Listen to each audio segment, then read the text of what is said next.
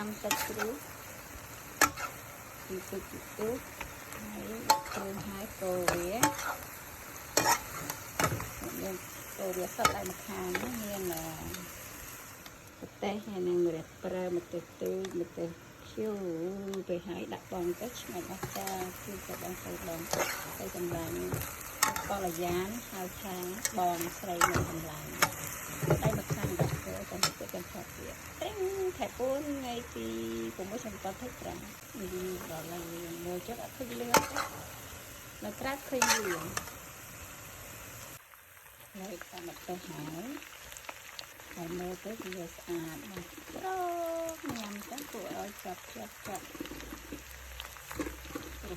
នេះឆ្ងាញ់ខ្ញុំមិនធ្វើហូបយូរទៅចលេងនិយាយអត់ចង់លឺហើយ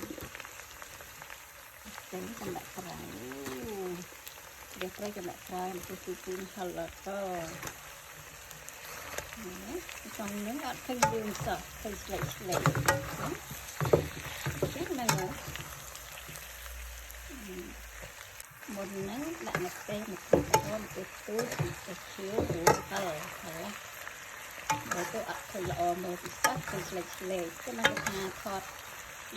ពេលលពោកាមេរ៉ាពីនេះមើលទៅខាងក្នុងនេះអត់ស្អាតទេ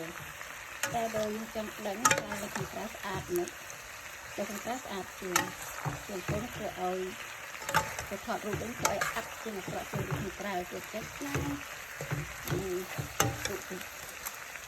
ដាក់ហាមម្រះព្រៅនៅខាងក្រៅម្រះព្រៅក៏ស្រស់ឈឺខ្ចីនៅក្នុងនេះវាចំមកទេថតរូបអីក៏មើលខាងក្រៅស្អាតជាងនៅក្នុងកាមេរ៉ាជាងនេះតែកាមេរ៉ាស៊ីទេមើលទៅដាក់មិនមានទាំងលឿងតែវាអត់ឃើញសម្រាប់នៅក្រៅឃើញក្រហមស្រាប់បំព្រឹងអូយស្គីដល់កនេះគឺទៅបំពេញសំណាញ់អស់ម៉ាលេងត្រេក